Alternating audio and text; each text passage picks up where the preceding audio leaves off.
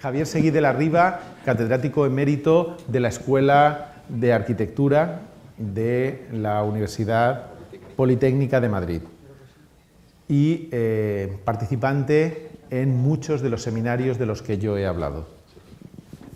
Bueno, no, la primera cosa que tengo que decir es que al tener un tiempo acotado, 5 minutos para hablar, resulta pues que me he quedado, o sea, esto no es un coloquio, es una especie de, como de manifestación o de resumen un poco de la postura. Y eso es lo que voy a intentar hacer, explicar más o menos cómo yo pensaba o cómo estaba. Esto viene justamente porque en la preparación de la exposición que ha hecho el Frank Center de Orleans del 50 aniversario del Centro de Cálculo, pues como era con tiempo, me he pasado un año dándole vueltas, o sea, algo así como recuperando el pasado, ¿no? Pero he intentado no ver el pasado como realizaciones, sino ver el pasado como el sueño de un futuro, o sea, porque todos los pasados son futuros, son proyectos. O sea, ¿qué anhelábamos? ¿Qué teníamos? ¿Cuál era la cosa? He intentado hacer ese esfuerzo, ¿no? Entonces, cada uno de los que nos reunimos seguramente en el Centro de Cálculo, en aquella época, al principio teníamos su propia, cada uno tenía una inquietud, ¿no? Yo justamente aquel año, en el 68, antes, habíamos empezado en octubre, pero antes había hecho un viaje alucinante. Es que había estado en San Francisco y me había encontrado con los hippies, lo primero, ¿no? Con mi mujer. Después estuvimos en México cuando se estaba preparando la inquietud aquella que luego terminó en Tlatelolco, en la matanza aquella terrorífica. Y justamente caí en París en el mes de mayo y me encontré con todo el 68 en París.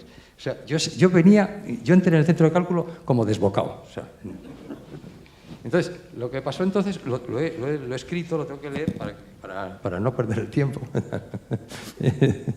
En aquel instante todo anunciaba un renacer, un rejuvenecer.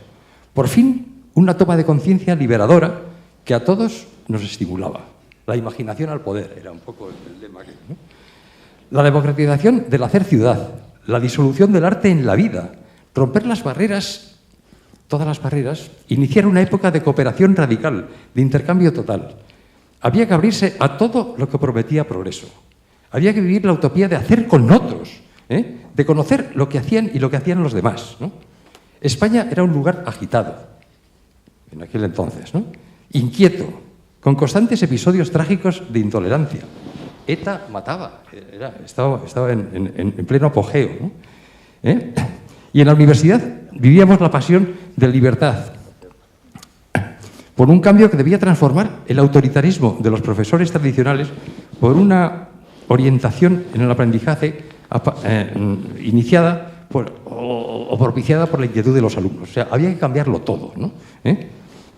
Se debía y se podía refundar todo, todas las materias, sus modos de ejercitación, los vocabularios, los modos de evaluación, las formas de conexión, la interdisciplinaridad y, sobre todo, la democratización de las tareas productivas que afectaban a todos, ¿no?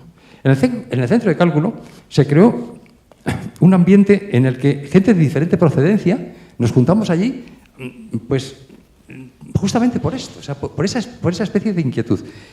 Hace poco, Negroponte, que también intervino con nosotros y tuvo mucha relación con nosotros, que ha estado en Madrid hace unos días, decía que justamente en su laboratorio, en el MIT, se fundaba justamente en reunir a gente que quería enloquecer, o sea, que quería buscar cosas, que no estaba de acuerdo con nada, o sea, que era ver justamente en estas iniciativas la vía para poder romper las cosas que había y tratar de encontrar otras distintas, ¿no?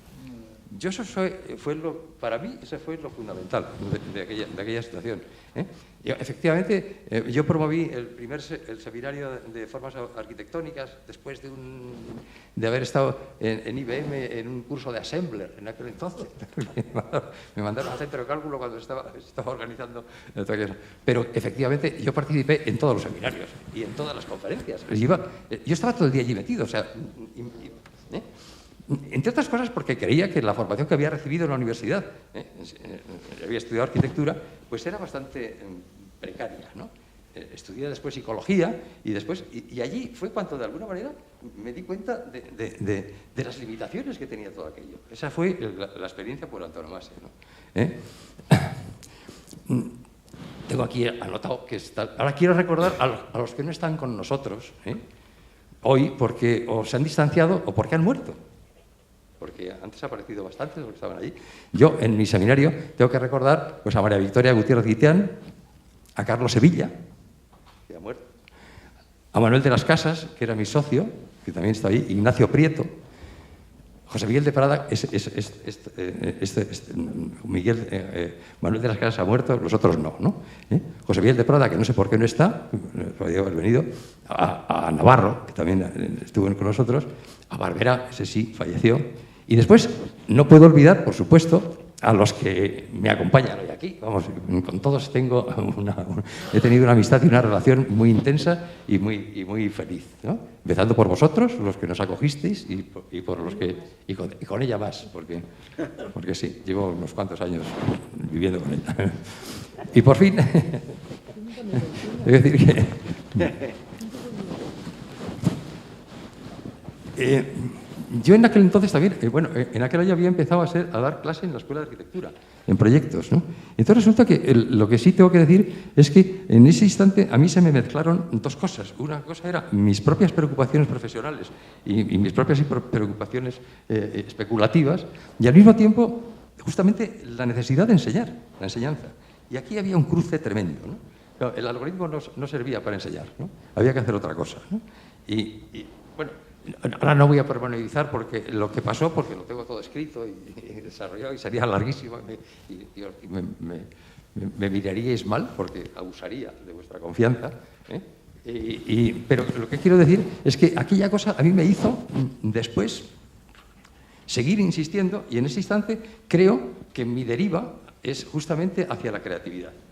Hacia la creatividad, reforzado. Desde aquel entonces, pues recuerdo que como libro fundamental Renaud Varel y la teoría general de la invención, ¿no?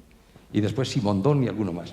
Yo estoy en esa... O sea, es como si hubiera roto todas las barreras, después de, por otro lado, de haber constatado de que lo que es perfectamente gramatizable o algoritmizable es lo que ya está hecho, pero lo que no, está sin hacer es muy difícil. Bueno, y muchas gracias por estas jornadas. Ya está.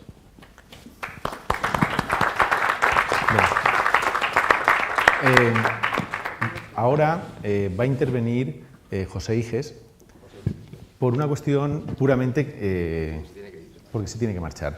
Es decir, José Iges junto a Javier Maderuelo, a Emiliano del Cerro, a Florentino Briones, Senosaín. Estoy intentando citar a todas las personas que tras un periodo de no actividad de los seminarios retomaron la actividad de los seminarios en una segunda fase del seminario de música. Ni siquiera se hacía en el propio centro de cálculo. Se cambiaron a la Escuela Politécnica, anduvieron, pero mantuvieron, la misma esquema de actuación. E incluso retomaron algunos de los... No me he dado tiempo a hablar de las magníficas contribuciones del seminario, de la primera fase del seminario de música, en el que participaron compositores tan afamados como Carmelo Bernaola, como Eduardo Polonio, Cristóbal Halfter, Tomás Marco, Luis de Pablo, Bayone.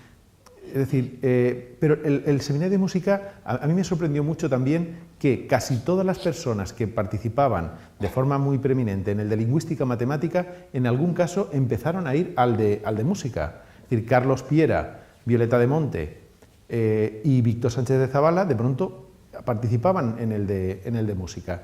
Y eso da claramente idea de cómo se transmitieron las cosas. José Iges no es, tampoco como a ninguno de los ponentes de hoy es necesario presentarlo, pero es uno de los estudiosos e investigadores y musicólogos más interesantes con el que contamos en nuestro país ahora. Gracias, Aramis, y perdón por esta intromisión, que en mi caso sí que será muy breve. Buenas tardes a todos, y lo primero que tengo que decir es que no soy musicólogo. Lo que sí soy es doctor en Ciencias de la Información, o sea, de la Complutense, o sea, de esta cosa que hay aquí, o allí, vamos, porque esto no sé si es la Complutense. Bien, sea como sea, mi prisa es porque, como seguramente muchos sabéis, o saben ustedes, a las 7 hay un concierto que hacemos en la facultad, en el Paraninfo de la Facultad de Filología, y entonces pues tengo que irme disparado ya casi para los prolegómenos del asunto. Efectivamente, yo iba a señalar algo que ya ha señalado Aramis, y entonces simplemente diré que efectivamente cuando Ernesto García Camarero dejaba ahí en una de las pocas cosas que no leyó, que en 1975 cesaron de funcionar los seminarios, es evidentemente cierto, pero, o sea, no lo pongo en discusión, pero es cierto, como dice Aramis, que toda una serie de gente nos reunimos exclusivamente para tratar el tema de la música con Florentino, y como dice Aramis también, sucedió ya no en el Centro de Cálculo, sino en el MEAC, si no recuerdo mal, y después en la propia Facultad de Informática de la Politécnica en la carretera de Valencia. Allí concluyó el seminario, pero sí que hubo durante ese breve tiempo la composición de toda una serie de obras. Es cierto que muy pocas obras se habían hecho antes, en los tiempos heroicos y maravillosos de los años 70, muy pocas obras, si no algunas, había hecho. Yo creo que la de Senosiaín, que vamos a escuchar esta tarde, se hizo en ese periodo, pero lo que ocurrió es que, si damos pábulo a lo que se ha publicado en los boletines que dan fe de todas aquellas reuniones de los años 70, ya desde 1970 empezaba el seminario de música a reunirse, era que quizá las expectativas de los compositores reunidos, pues digamos que no estuvieron a la altura de lo que ellos pensaban que la máquina podía hacer por ellos, y que en muchos casos, además, lo que pretendían era imposible en ese tiempo y que había que esperar algunos años para que se pudiera hacer. Ejemplo, la síntesis digital, que luego se produjo en el IRCAM, o tantas otras cosas que se pudieron producir después con un desarrollo más profundo del mundo de la computación, ¿no? Y de la informática, pero sobre todo por el tema de hardware. Y a base de eso, digamos que la gente se fue un poco desinflando. Eso es lo que yo veo que ocurrió pues, con toda una serie de gente, ¿no? Nosotros retomamos la historia de otro modo y fuimos quizá menos ambiciosos, y como señala Javier Madruelo, la idea que nosotros teníamos era la de realizar operaciones matemáticas con procedimientos que de alguna manera pues desarrollaban pues eso, el trabajo de los módulos. Se ha hablado aquí de Barbadillo, por ejemplo. Nosotros utilizamos ese trabajo, ese lenguaje modular para los parámetros del sonido, o sea, para organizarlos, como es pues, la altura, la duración, también eventualmente la intensidad, la dinámica. Y entonces el ordenador nos daba realmente esos resultados a partir de las, digamos, especulaciones previas y de las limitaciones y las cribas que nosotros hacíamos, y a partir de ahí lo trasladábamos a notas. Eso es lo que hacíamos realmente. Pero, por supuesto, había un trabajo previo también, que quizás Florentino está sin duda más facultado que yo para centrar y profundizar en él, en lo que es el trabajo de computación y el trabajo también de análisis y desarrollo de este tipo de estructuras. Era un trabajo modular y como tal, y a él nos atuvimos, ¿no? Y desde luego entre los intervinientes en el seminario pues también estaba Antonio Agúndez, no sé si lo mencionaste, no. Ya fallecido, y ya digo, en aquel tiempo hicimos obra, todos nosotros, Emiliano, Javier Madruelo. Guerrero estuvo pero no hizo obra que yo sepa, y estuvo poco en todo caso, y desde luego conmigo no coincidió. Y luego, insisto, hubo también como terminal de este tipo de actividades los conciertos que se hacían en el SIMO, y concretamente yo recuerdo que se hizo uno en el año 78, otro el 79, en el que se hizo estreno de algunas de las obras que habíamos realizado allí, y otro creo recordar en el 80. Ya a partir de ahí no recuerdo mucho más, y de hecho el seminario acabó el año 81. Y para hablar de futuro, diré que el seminario terminó con una profecía cumplida que enunció el propio Florentino, diciendo que ya no tenía tanto sentido trabajar dependiendo de un ordenador central potente cuando se estaban empezando a comercializar los ordenadores personales. Eso es así, eso ha sido así, y así también llegamos a la conclusión de lo verdadera que es la frase maravillosa del artista Wolf Hostel, esa que dice que lo que ahora no conocéis os cambiará el futuro, os cambiará la vida. Bueno, yo no puedo decir mucho más, no tengo tiempo para más y prefiero dejar el tiempo a los demás que seguro tienen cosas más interesantes que decir. Gracias. Muchas gracias. Sí.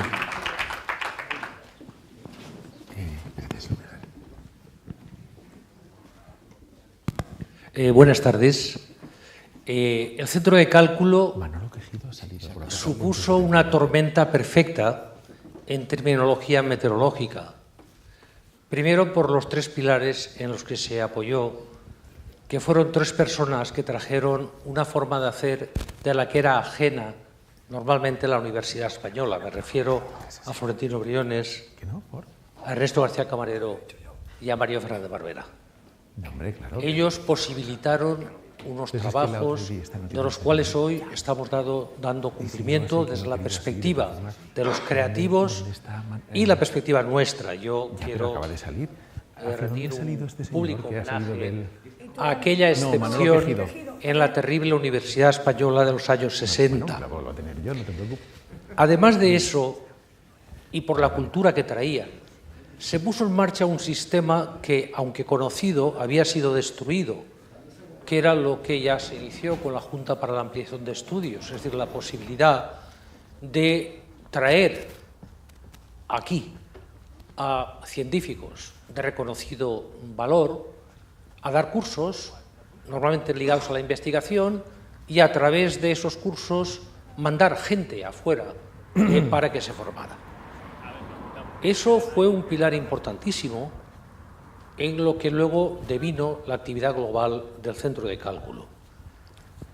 Teníamos además de eso la proximidad de unos alumnos, es decir, de alguna forma pusimos en marcha y estuvimos presentes en las especialidades de cálculo automático que fueron las primeras enseñanzas en informática, lo cual nos dio, digamos, material fresco, creativo, y que asombrosamente no se había estropeado en algunos casos por los cursos de la universidad. Y así tuvimos a nuestra disposición a un grupo de estudiantes que se iba renovando con una enorme capacidad y un enorme entusiasmo. Y por supuesto lo que ya hemos comentado aquí, que fue la atracción que produjo la llegada del cerebro electrónico al Madrid de los 60. José Alexanco me decía: ¿cómo nos veíais desde la perspectiva vuestra? Yo era analista del centro de cálculo. Entonces los veíamos, y es lo que es objeto de mi presentación, en parte. Porque claro, el ordenador, como hemos visto esta mañana, que es el futuro de aquel pasado que en los años 60 empezamos en el centro de cálculo, veíamos e iniciamos con ello además trasladamos nuestra cultura, ese choque cultural que suponía desde la perspectiva, digamos, vamos a llamarla científica, a la creativa. Veíamos que el ordenador podía ser utilizado como herramienta que ayudara a la realización por parte de los creativos de las obras correspondientes. Y así se desarrollaron muchos trabajos de la mano de Florentino Briones, con un entorno gráfico, con las limitaciones tecnológicas de la época, para realizar cuadros de Barbadillo, o los trabajos de Felisa Verdejo, con una gramática generativa para ciertos cuadros de Piet Mondrian, o mis trabajos también sobre cómo generar automáticamente cuadros de Barbadillo. Yo voy a comentar una anécdota que me recordaban hoy que me pasó con Manuel Barbadillo, y es que me pedía generar todas las posibilidades de los cuadros, que eran inmensas, y luego él seleccionaría aquellas que a él le parecían adecuadas, ¿no? Yo, por limitaciones, no era posible imprimir todo aquello, era exponencialmente complejo exponencialmente, entonces me dediqué a poner reglas en el mecanismo de generación, básicamente apoyando una gramática generativa. Entonces, cuando Manolo se dio cuenta de que no aparecían todas las posibilidades, me dijo, oye, que no aparecen todas las posibilidades. Digo, no, es que he puesto, me he dado cuenta que en tus cuadros pues ciertas combinaciones no son permitidas, entonces en la generación los he eliminado. Y eso le enfadó, porque de alguna forma trasladaba un papel que él asumía a la máquina. Aquello fue muy importante, aunque no fuéramos conscientes en aquel pasado, de lo que luego ha sido el presente. Esta mañana hemos visto cómo el ordenador, ya con nueva tecnología, con capacidad de manipulación de imágenes, de realidad virtual, de realidad aumentada, tremendo, se ha convertido en un sustituto muy adecuado pues, para llenar el lienzo del pincel, del tiento y de la muñequilla. Es decir, de alguna forma potencia, y eso no es ajeno a la actividad de creación, el hecho de tener un pincel como es un ordenador, por ser muy esquemático en mi presentación.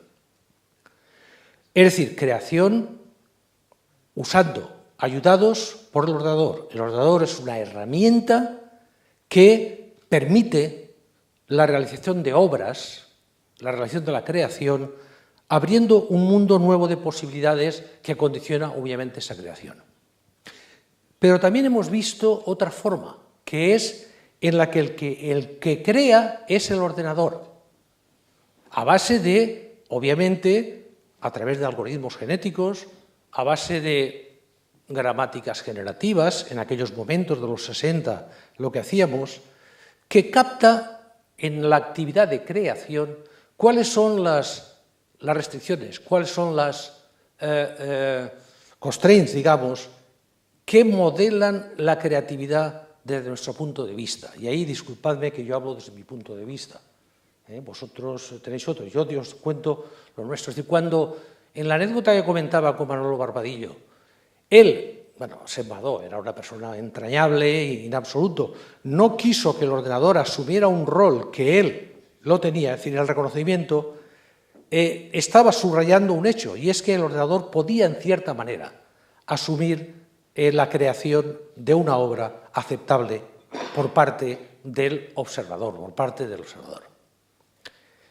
Y eso es lo que hicimos. Es decir, empezamos sobre todo con aquellas obras que se prestaban más a ese planteamiento, es decir, aquellas que permitían el uso de modelos y de modelos de esa realidad, de esos objetos que estaban en los dominios no formalizados, soportados sobre lenguajes formales, en particular las gramáticas generativas, pero también los grafos, etcétera, y que luego permitían un desarrollo, plan de generación, por ejemplo, generación teniendo en cuenta ciertas reglas que constituían una teoría que la que intentaba modelar lo que era la creación desde la perspectiva del artista que usaba la herramienta.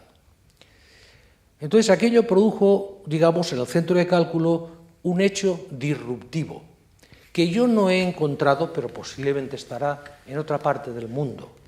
Es decir, hasta entonces, por lo que yo he visto, he mandado unos escritos a Arami que formaban parte de un libro, había sido utilizado precisamente para cálculos que se definían externamente, que sustituían a lo que los calculistas con las máquinas mecánicas, en el caso de los proyectos de la NASA, pues se hicieron en Fortran luego, que era Formula Translation, y lo hacían más rápido, más fiable, etcétera, que lo hacía la persona. Pero el ordenador era una herramienta que obedecía lo que el artista decía. Es decir, era un pincel para hacer el cuadro, o para hacer la escultura, o para hacer la obra musical. Todo eso empezó con pequeñas, digamos, cosas chistosas, como la típica maja desnuda de Guillermo Searle, que hoy comentaba esta mañana, hecha con un plotter, con 4 colores, o la típica interpretación del himno de la alegría, que se hacía usando el sonido de los martillos de la impresora 1403 de nuestra instalación. Pero el hecho disruptivo que se produce en ese pasado y que luego se ve plasmado en ese futuro es que la máquina puede interiorizar formalmente en las leyes de creación en un determinado contexto, por ejemplo, en la pintura. Y eso es lo que se hizo con la obra de Manuel Barbadillo, y el comienzo de eso fue lo que a él le molestó, el hecho de que la máquina excluyera cuadros en vez de él, que era el protagonista del hecho de creación dentro de la pintura modular. ¿Y eso por qué fue posible? Fue posible fácilmente en la pintura modular de Manuel Barbadillo o en la de las figuras imposibles de Iturralde. Fue posible porque el modelo, entendido como una abstracción que se hace de un dominio y que se va a soportar sobre un lenguaje formalizado que permite su algoritmización y, por tanto, su programación, era más fácil. Es decir, la descripción estructural de un cuadro de Barbadillo, utilizando una gramática generativa, era algo que venía dado de inmediato. Lo mismo que la representación mediante un grafo de las figuras geométricas imposibles de José María Iturralde, pues también permitían la creación de un modelo sobre un lenguaje formal, un grafo orientado, en el que se permitía en ambos casos, y en otros también, plasmar unas restricciones que captaban el hecho de que el artista crea esto, pero no crea otra cosa. Es decir, suple, ayuda, no es solamente herramienta en manos de un artista, sino que crea. Y esa labor de creación se va trasladando de lo que es el artista a lo que es el ordenador, que se convierte en un artista que genera piezas musicales generadas por un algoritmo genético, que es lo que hemos visto esta mañana. O sea que el pasado de nuestro futuro se inicia cuando llevamos al ordenador aspectos de creación, no aspectos meramente instrumentales, como el que he comentado en particular en los trabajos que hicimos sobre Manuel Barbadillo y sobre Iturralde, etc. La obra generada, obviamente, en aquellos casos, la tecnología era pobre. Teníamos la impresora, la 1403, de líneas de 132 caracteres, y teníamos el plotter tembloroso, en el cual fácilmente una figura, pues se tal. Pero el paso importante, creo yo, que fue ese, que tiene que ver también con algo que yo quería ilustrar, perdonad que haya estado dando tiempo, con lo que en Magritte intenta poner en cuenta aquí, que una cosa es en un dominio, un hecho del dominio, y otra cosa es el modelo, la representación que hacemos de ese hecho del dominio en un metamodelo determinado. Pero como no quería utilizar estas palabras, he preparado rápidamente algo para subrayar en qué éramos pobres, además de en la tecnología, los informáticos de aquel momento. Y fuimos pobres en la utilización de los modelos más adecuados para pedir lo que vosotros necesitabais en aquellos momentos. Pondré un ejemplo en otro campo, que es la literatura. Una novela, por ejemplo, en literatura, no es una sopa de letras. Como un cuadro no es una matriz de píxeles de colores. Ese modelo, es decir, esa imagen, esa representación de la novela o esa representación del cuadro como sopa de letras o como conjunto de píxeles, se hace con metamodelos pobres. El metamodelo es el que me permite crear los modelos de acuerdo con ese metamodelo. Los informáticos del momento éramos herederos, en parte, de lo que había acontecido con el 70-90, que era trasladar los cálculos que calculistas con máquinas mecánicas realizaron para la NASA, etcétera, plasmaron en un lenguaje que se llamó Fortran, y que mujeres, no hombres, porque en aquellos momentos lo importante y lo que se ganaba dinero era con el hardware, y el software en aquel momento eran mujeres las que lo hicieron, como ocurrió históricamente con Ada Lovelace, que fue la primera programadora de la historia. Eso ha cambiado en el momento en que el software ha cobrado importancia, entonces los hombres hemos ocupado y hemos cobrado, y las mujeres, que fueron las que iniciaron el tema. Fue una mujer la que pasó a Fortran los cálculos y la que enseñó Fortran y puso en marcha, que se hicieron sobre el 70-90 en la NASA. En definitiva, ¿qué hicimos bien? Hicimos bien modelar en soportes algoritmizables, es decir, en modelos que permitían lenguajes formales que podían programarse. ¿Qué hicimos mal? Hicimos mal, y en aquel sentido condicionamos de aquel pasado este presente, aunque la tecnología, digamos, en parte lo ha resuelto, esos modelos pobres que no llegaban a ser la sopa de letras o la matriz de píxeles, porque en el caso concreto de Manuel Barbadillo y en el caso de Iturralde, el soporte, el modelo que hacíamos era un modelo que captaba más la idea. Es decir, y ya muy rápidamente, un modelo es una representación de un sistema. Es decir, es una visión simplificada de ese sistema que se hace con un propósito determinado, ¿no? Un sistema entendido, pues, son las declaraciones clásicas, como un conjunto de elementos que están en interacción. Un sistema, un cuadro, una obra musical, etcétera, son un sistema. La idea es antigua, es decir, el crear modelos de dominios determinados ha sido algo usual, es decir, representar pues, con una vertebral, como las bisagras de una puerta, o representar el sistema, digamos,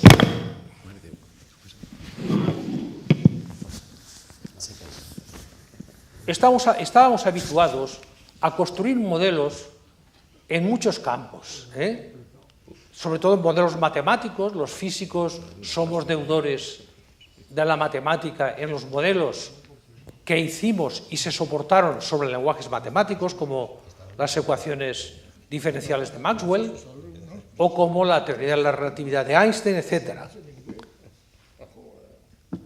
O también modelos biológicos. Hemos trabajado, yo mismo he trabajado mucho en modelos biológicos de cómo la vida se implementa en lo que se llaman los caminos biológicos.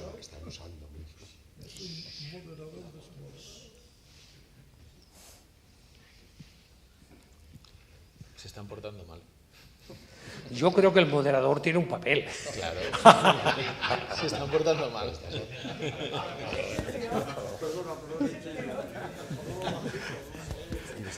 Bueno, en definitiva, estamos modelando en muchos dominios. En biología hemos hecho modelos de los caminos biológicos que representan la vida a nivel de las proteínas y su interacción con el genoma, etc.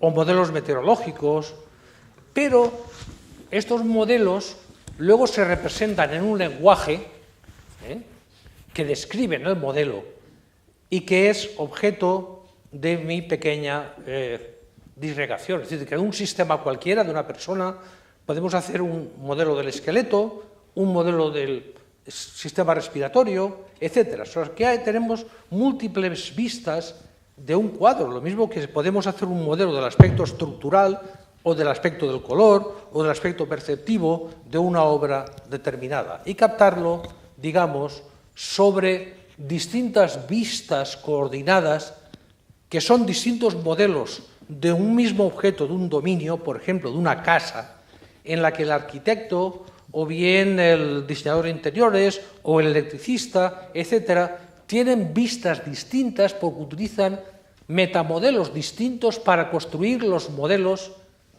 que son y plasman su vista de ese objeto. Termino enseguida. Tenemos media hora, nos queda media hora. Termino enseguida. En definitiva, pues... Yo creo que necesitamos un poquito... Vale, pues entonces termino ya. Lo que hicimos fue, bien desde el punto de vista de lenguajes en modelos pobres, el futuro nos ha llevado. El futuro de hoy, que fue el de ayer, que es la realidad de hoy, ha mostrado que ese es el camino en la relación de la creatividad. Y esto fue, creo, la mayor aportación que hicimos desde mi perspectiva de los trabajos del Centro de Cálculo. Muchas gracias.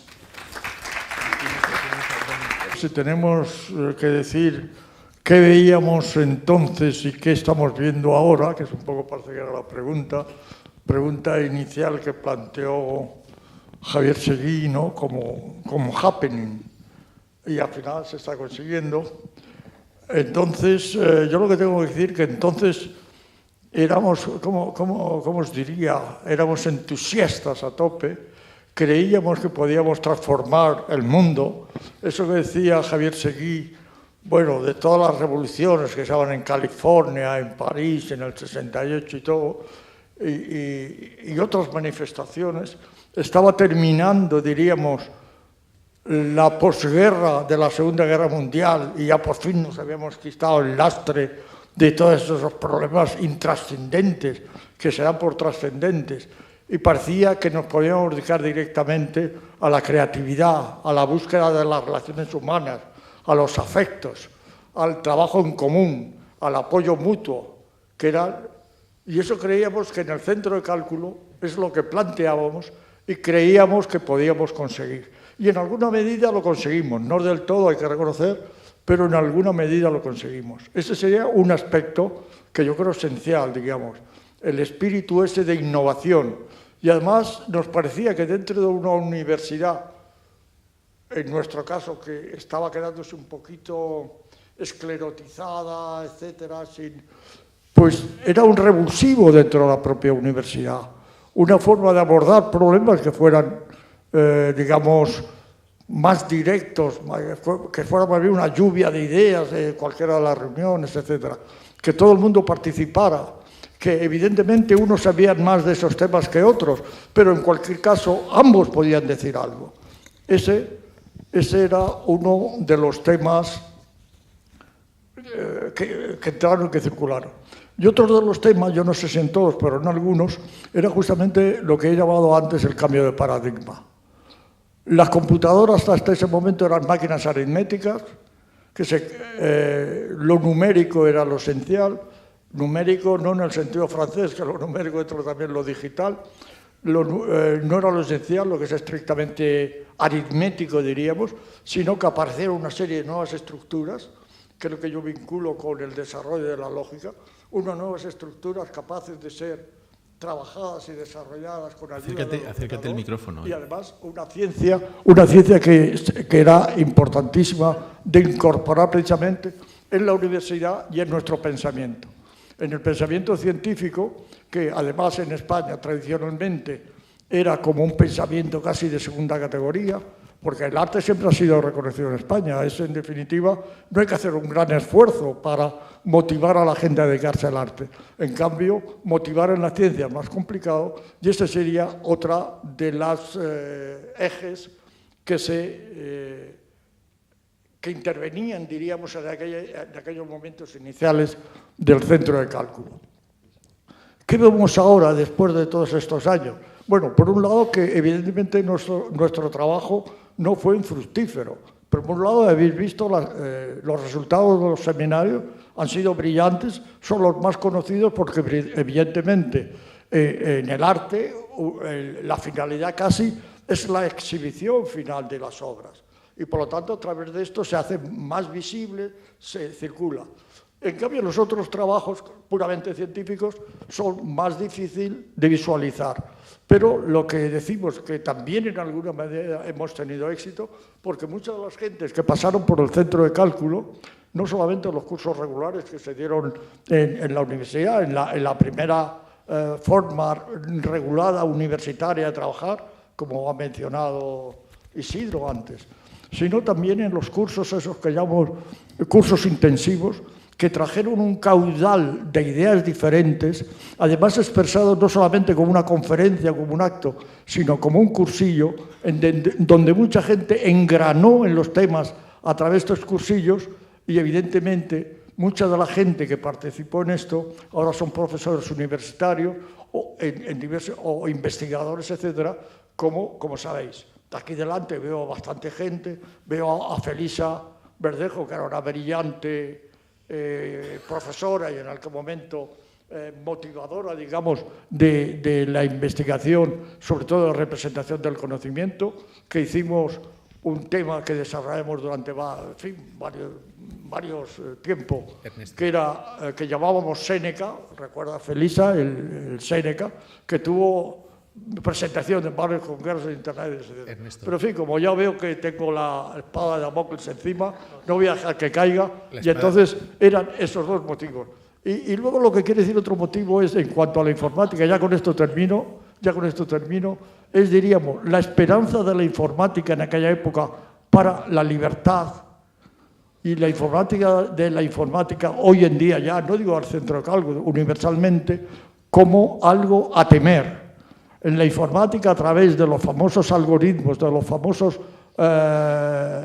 Big Data, etcétera, es una cosa que a veces ahora tememos la informática. Entonces la veíamos como liberadora, porque las máquinas podían hacer trabajos que nos liberaban a nosotros de lo iterativo y mecánico que hemos repetido tantas veces en aquella época, y decían, nos vamos a quedar sin trabajo, y decíamos, felices, que no queremos trabajar, queremos pensar, queremos crear, pero trabajar nos liberamos de la maldición divina de ganarse el pan con el sudor de la frente, que trabajen las máquinas para eso y tener nosotros la libertad de la creatividad, del afecto, etc. En cambio ahora, y ya con esto termino, estamos en un mundo abrumados por el terror de los Big Data y de los malignos algoritmos que son armas de destrucción matemática, como un libro reciente relata. Nada más y ya. Muchas gracias, Ernesto. Muchas gracias, Ernesto. Le pasamos la palabra a Ignacio Gómez de Liaño, filósofo, poeta y participante, como hemos dicho, en muchos seminarios. Buenas tardes y antes que nada pues dar las gracias a los organizadores de este cincuentenario, de esta evocación, por invitarme a estar aquí. No, continúa, Ignacio. Continúo. ¿Se me oye? Digamos, bien. Más bien que referirme, aunque estudiaba en esa época filosofía, yo terminé la filosofía en el curso 68-69, si bien este año lo hice por libre, ya que estuve en Inglaterra, lo que me dio la oportunidad en agosto precisamente de estar en la inauguración de la gran exposición Cybernetics Serendipity, que fue en el MIT, y que estaba más o menos organizada por la directora, que era de origen polaco, Jasia Reichard. Yo fui allí precisamente porque Lili Grinan, que me había venido a ver un par de años antes a Madrid, me informó en una carta que hace poco leí, justamente, y que ahora está en el Reina Sofía, diciéndome que no me perdiese esa inauguración porque iba a dar un coloquio Max Bense. Max Bense era un filósofo y poeta concreto con el cual tenía relación pues, desde el año 65-66 y de hecho a través de la cooperativa de producción artística y artesana que fundé con diferentes amigos, Elena Sins, Julio Plaza, Lugán, Manolo Quejido, que ha estado aquí un momento, Herminio Molero, Alana Eresmisón, Lili Grinan, pues le habíamos invitado a una conferencia en el Instituto Alemán. Entonces estuve en esa inauguración, Cybernetics Serendipity, de arte y computadora, la primera gran exposición que hubo sobre ese tema, y es verdad que yo procedía del mundo de la poesía experimental. Yo empecé a practicarla a finales del 64, en el otoño, y de hecho mis primeros poemas de tipo concreto, uno de ellos solo se basaba en la letra I, digamos, estableciendo con ella una especie de tapiz poético con la I, otro con la palabra hielo, pues se publicó en una revista no española, sino belga, Labris, en el 65. Y justamente en ese momento, junto con Julio Campal, empezamos a organizar la gran exposición de poesía experimental internacional que se presentó en la Galería Juana Mordó en la primavera del 66. Y que después fue a la Galería Van Andiarán, yo estuve allí de una conferencia sobre New Gandres y fue a París donde justamente entré en contacto ya directo, personal, con Henri Chopin, que era uno de los grandes de la poesía experimental, sobre todo la poesía sonora, con Julien Blain, Jean-François Bory, etc. Es decir, que tenía, y justamente cuando volví, en el otoño ya del 66, es cuando fundé, junto con amigos que he citado ya antes, la cooperativa de producción artística. Estuvo también implicado Eusebio Sempere en esta cooperativa, recuerdo las reuniones que teníamos, y organicé una gran exposición, la exposición Rotor de Concordancia de Artes, donde todos estos poetas experimentales de los años 60 y artistas como Elena Sins, Julio Plaza, Lugán, Eusebio Sempere, etcétera, etcétera, pues participaron. Pero como he dicho, y de hecho, en mi último curso, 68-69, yo hice la tesis de licenciatura sobre las aportaciones de la teoría matemática de la información al diagnóstico de la obra de arte, ya que me había formado con Max Bense, que era estético y, por otro lado, también poeta concreto del grupo de Stuttgart, que editaba la revista Futura, con Harold Mayer, Ferdinand Crivet y otra serie de poetas visuales de la época. Y bien, pero después de lo de la Cybernetic Serendipity, cuando estuve en Cambridge, tuve la ocasión de introducirme en el seminario de lingüística, que en ese momento, aunque el director académico era el profesor Trim, de hecho, el que era el lingüista más avanzado era Peter Albertus Thuren, que acababa de publicar una gran aportación a las gramáticas generativo-transformacionales. Yo hasta entonces tenía mucha afición a la lingüística. Mi profesor fue Rodríguez Adrados, de lingüista estructural, y en ese momento me formé en las gramáticas generativo-transformacionales. Por eso, cuando volví a Madrid a terminar la carrera, en abril del 69, vi por algunos amigos que se había iniciado estos seminarios en el centro de cálculo, y como yo me incorporé como profesor en la Escuela de Arquitectura, como profesor de estética, y es donde conocí a Javier Seguía, Juan Navarro Valdevez, José Miguel de Prada Pole, pues ya me introduje en el centro de cálculo. Y fui el coordinador, como ya se ha dicho aquí, del Seminario de Generación Automática y Formas Plásticas. Y las dos investigaciones principales que hice, una fue justamente la aplicación de la gramática generativa transformacionales a la arquitectura. Yo era muy aficionado al arte del Renacimiento, de familia salmantina, conocía bien los patios renacentistas llamados platerescos, y con alumnos míos visitamos casi 20 patios, tomamos cientos de fotografías que conservo, hicimos mediciones exactas, lo cual me permitió resolver todos esos patios, digamos, esas estructuras arquitectónicas en sus morfemas y ver las reglas que seguían de composición. Es decir, que eso me permitió hacer una gramática mediante la utilización de esas reglas, generar no solo esos 20 patios estudiados, sino también todos los que respondían a esas reglas. Tuve como gran colaborador al que era alumno mío entonces, Guillermo Searle, y bueno, que él se encargó más de la informatización. Es decir, esa fue una incorporación, porque de hecho, cuando se ha dicho que los cuadros modulares de Barbadillo utilizaban gramática generativa, discrepo de ese punto de vista. No era eso una gramática generativa, sino sencillamente combinatoria. La gramática generativa es otra historia. Luego la otra investigación fue sobre el apostolado de Greco. A mí me interesaba el tema de la perceptrónica, de ver en qué momento deja de reconocerse una figura cuando se neutraliza la información contenida en la retícula cartesiana en la cual se ha inscrito esa figura. Yo utilicé los 12 apóstoles del Greco y el Salvador, y mediante 5 pasos pues, se acababa de neutralizar la información contenida, de manera que se creaban unas especies como de cuadros de tipo Mondrian, geométrico.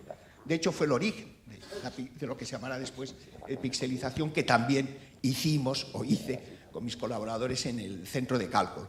Es decir, que mis aportaciones fueron sobre todo en esos dos terrenos. Participé, como muchos de los que estamos aquí, lo hicimos en los otros seminarios, concretamente de lingüística, con Víctor Sánchez Zavala, Violeta de Monte, Carlos Piera.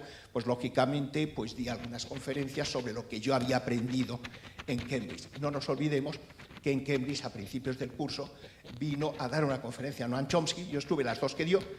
La primera, la lingüística, fue en el edificio, un edificio muy bonito, el edificio de la biblioteca de la Facultad de Historia de Stirling, al lado del río Cam, y era una conferencia más bien de tipo académico, donde estaba la disputa de los semantistas y los sintactistas. Noam Chomsky es el que postulaba que la estructura profunda, sobre todo sintáctica, y otros lingüistas pues decían no, es semántica, etc. También debo decir que incluso en el coloquio posterior le dije que esa gramática suya tenía un precedente en España, que es en la Minerva Sive de Causis Linguae Latinae de Sánchez de las Brozas, el brocense, un gran gramático de la segunda mitad del siglo XVI de la Universidad de Salamanca, nacido en Las Brozas, en Extremadura. precisamente mi abuelo materno había publicado un librito sobre ese autor y yo tenía esa gramática, y entonces pues Chomsky, que no sabía decir, creo que su única lengua era el inglés, pues bueno, pues tomó nota de eso. Es decir, que ese aspecto también debo decir que la otra conferencia que dio Chomsky fue política, fue por la guerra del Vietnam, recuerdo en un colegio, no sé si era el Pembroke o el St. Peter College, que también estuve allí, ya en plan todos pues un poco en plan de melenas y echados en el suelo, etcétera, etcétera. Pues bien, justamente cuando me incorporé en el otoño del 69 al centro de cálculo, pues lo que yo podía llevar allí, aparte de mis amistades artísticas, como ya se han citado aquí, Manolo Quejido, Herminio Molero, Elena Sins, Lugán, Julio Plaza y otros, pues también, digamos, estos intereses para una poesía que desde el punto de vista de la poesía concreta pues se podía resolver matemáticamente. Ya le digo que uno de los primeros poemas míos de tipo concreto basaban solo la letra I, y la otra en variaciones de la palabra hielo, y luego pues estas otras aportaciones, digamos, a la pintura y a la arquitectura. Y bueno, pues participé también en los otros seminarios como los demás. Y ya con esto he terminado. Muchas gracias, Ignacio. Bueno, se ha hablado bastante del centro de cálculo, se ha hablado incluso de aspectos que yo la verdad es que desconocía. O sea, que se me ha completado bastante la idea aquella de qué pretendíamos en aquel momento. Entonces, lo que yo tenía pensado en esta actuación, la que sigue a esta, pero que nos han juntado, ¿no? Sí, en cualquier caso, di lo que necesites decir, sí, y quien tenga que marcharse, que se marche, y el resto nos quedamos. Una cosa que me han preguntado muy a menudo es ¿por qué un grupo de artistas nos acercamos al centro de cálculo? No me refiero a la historia que ya se ha contado de Mario Barberá y toda esta historia, sino qué razones teníamos los artistas, o que pretendíamos ser artistas, vaya, que nos acercamos allí. Yo creo que fue, en mi caso, y creo que es extensible a todos los demás, bastante curiosidad.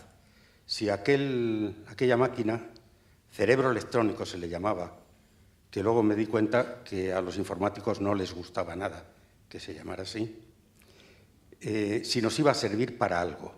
Me he preguntado muchas veces también, y antes lo comentaba a Isidro Ramos, qué pensaban ellos. Me refiero a los técnicos, a los analistas, a los programadores, a los matemáticos, que aparte de que de una manera absolutamente fantástica y ejemplar nos apoyaron en todo, pero ¿qué pensaban ellos que era el arte? ¿Qué pensábamos nosotros mismos que era el arte para utilizar aquel aparato?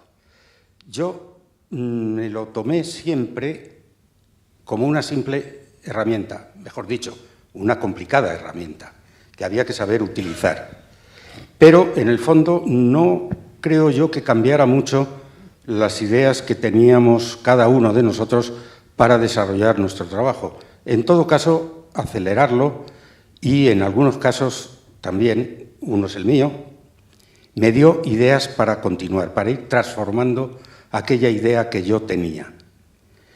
La idea de la que hablo se refiere más a que yo pretendía, quizá era una especie de ingenuidad de joven, yo tenía entonces 26 años o algo así, de que el arte podía cambiar, podía desarrollarse, podía dar un paso más allá de lo que es la autoría del artista, por ejemplo.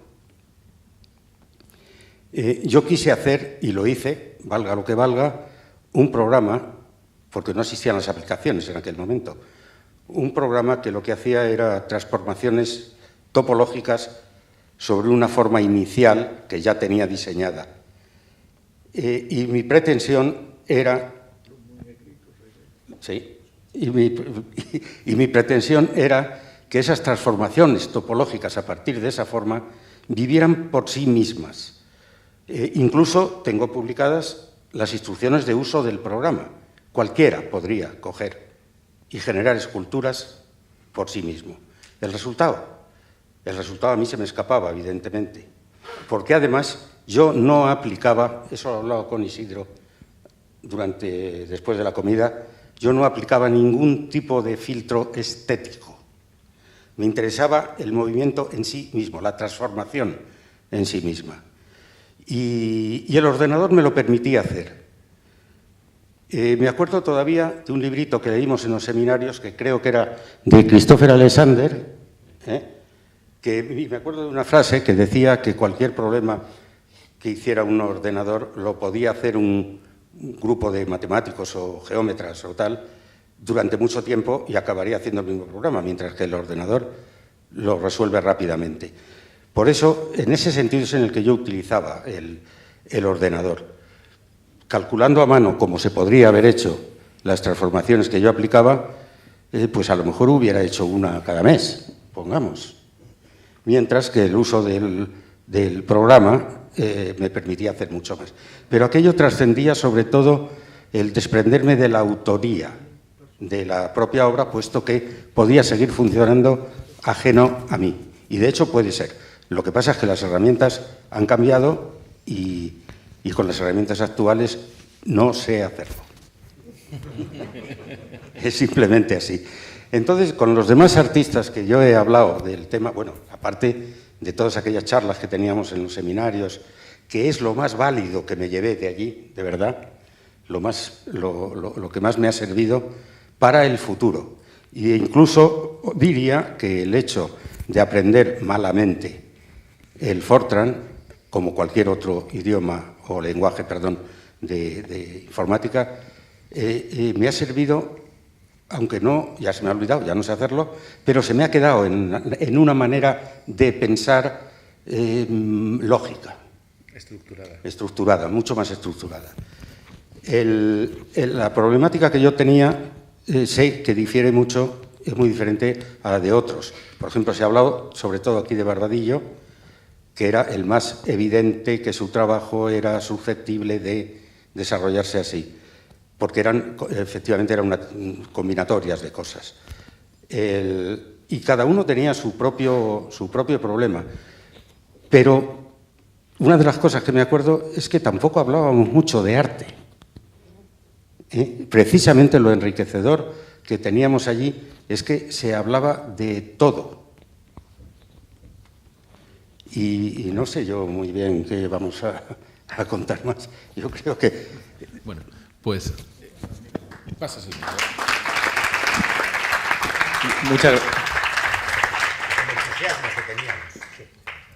Muchas gracias, José Luis. Y le voy a pasar el micrófono ahora a Tomás, profesor durante mucho tiempo y artista, y espero que no sea breve tampoco. ¿Se me oye sin micrófono? No, mejor se oye con micrófono. Con micrófono mejor. Sí. Bueno, todo el mundo ha abusado mucho del reloj, es evidente, ¿no? Y entonces yo no quiero ser cómplice. Como la próxima conmemoración será dentro de otros 50 años y será más redondita porque será un centenario, yo me reservo para entonces y me pido el primero, ¿eh? Nada más.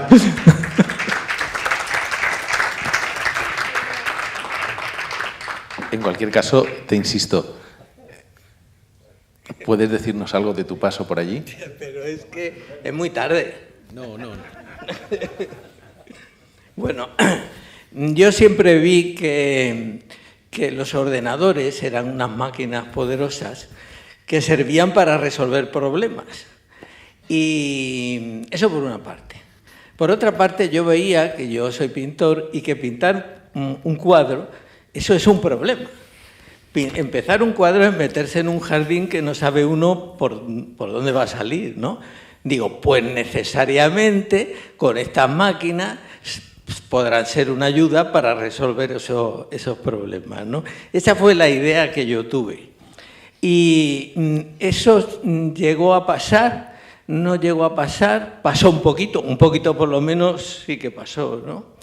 Pero han pasado 50 años y ahora, en este momento, el arte asistido por ordenador no es ninguna inteligencia, eso es una realidad. Uno abre un país dominical, por ejemplo, y se encuentra unas ilustraciones preciosas. Y esas ilustraciones no se han hecho con un papel, con lápiz, con acuarela, con tinta. No. Se han hecho con una tarjeta gráfica en un ordenador. Bueno, ahora creo que se pueden ver en la propia tarjeta lo que se va dibujando y todo lo demás, ¿no? Y entonces la informática se ha metido hasta la cocina. Esa es una cosa asombrosa, ¿no? Entonces, antes no estaba claro si se podría hacer. Ahora lo que no está claro es si todo lo que sale en el periódico no se ha hecho de esa manera. Es un cambio importante. A mí me parece que el cambio cualitativo importante ha sido que esa pereza que nos caracterizó a todos los que estábamos allí, menos a Ale Sanco, ha quedado resuelta, porque hay programas de ordenador que uno puede comprar o que puede robar, que no es una cosa tampoco muy rara, ¿no? Y entonces esa férula se ha salvado. Y ahora es muy fácil. Dice uno, ¿un dibujo de eso es arte asistido por ordenador? Sí. Pero es que, bueno, y una novela que escriba un novelista con un procesador de texto es una novela informática. Bueno, todo está muy confuso, afortunadamente. Bueno, de todo modo creo que no les he robado mucho tiempo. Muchas gracias. Ana Buenaventura es artista y una de las pocas mujeres que albergó el Centro de Cálculo. Bueno, aquí soy la única, entre tanto chico. Para no pasarme, me lo he escrito porque si me enrollo no acabo nunca. Tengo que dar las gracias a la Complutense y a la Facultad de Informática por su acogida y la puesta en marcha de todo este encuentro. Probablemente el modo en que nos sentamos así, de frente, a mí me pone muy nerviosa. Me gustaba más lo de la mesita y sin moderador y sin nada. Pero entiendo que no puede ser de otra manera porque hay un tiempo límite fijado y que cada uno se podría enrollar hasta el infinito. Yo recuerdo de aquellos años en el centro como de las cosas más emocionantes que me han ocurrido.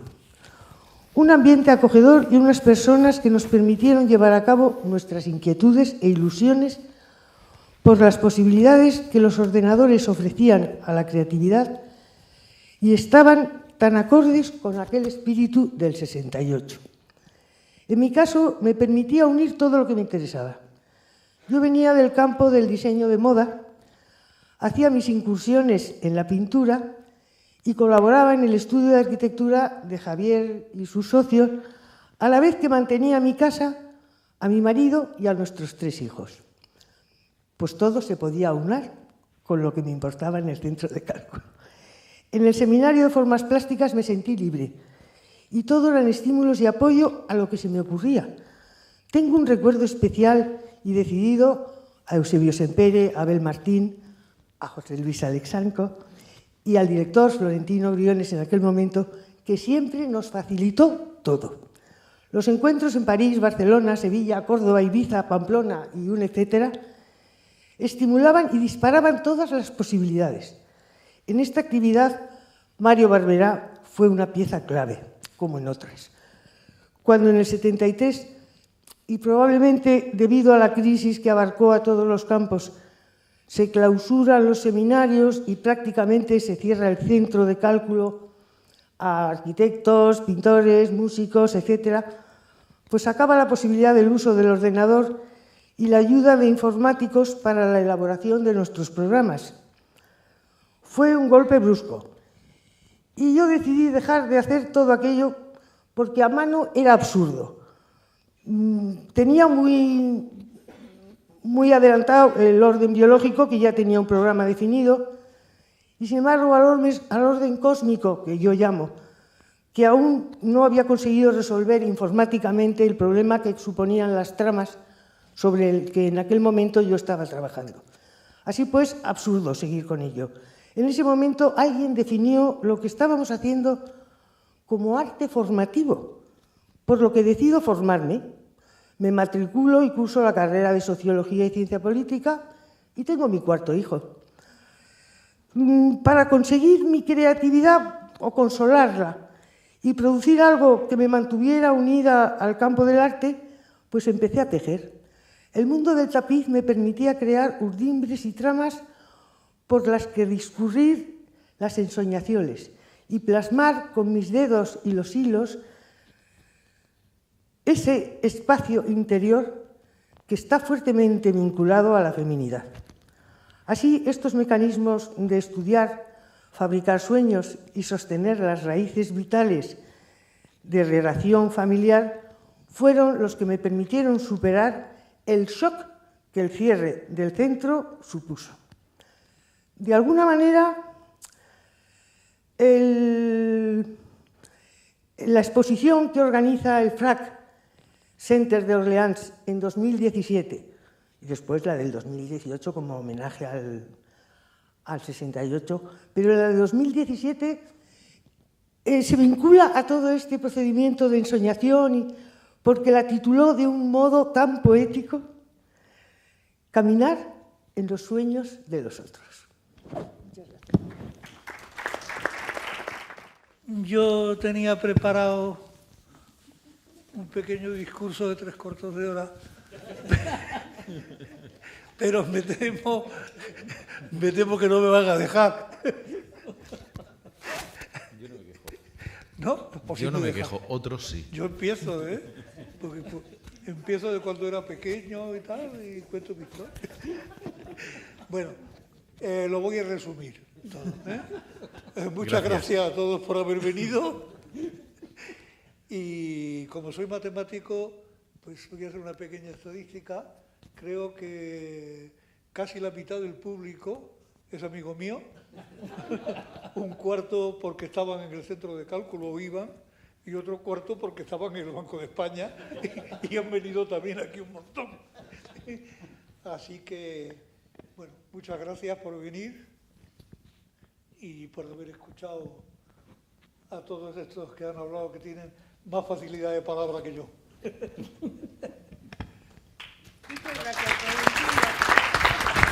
Muchísimas gracias a todos. Me alegro mucho de que hayáis tenido ocasión de contar todo esto. Yo también he aprendido mucho y muchísimas gracias a todos los asistentes.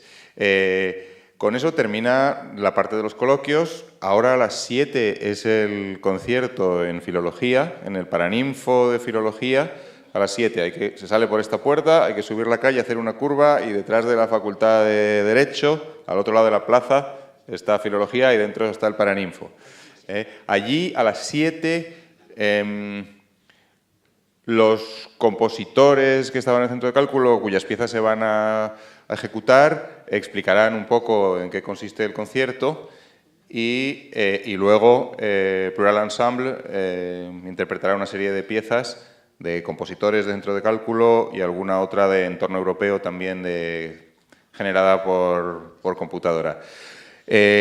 Mañana, tampoco se acaba ahí la cosa, mañana a las 12 en el pabellón de gobierno se inaugura la exposición de arte de los fondos artísticos que tenía la Complutense, que surgen de trabajo realizado en el centro de cálculo, y también incluye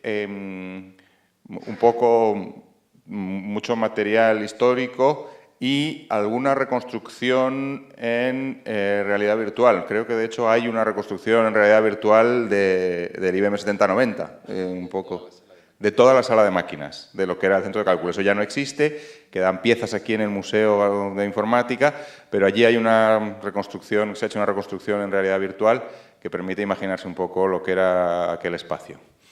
Y entonces sí que se termina... Bueno, no sé si eso llegaría a convencer a nadie, pero además al final se servirá un vino español para... En fin, pues muchísimas gracias a todos por asistir y espero que podáis acercaros al concierto.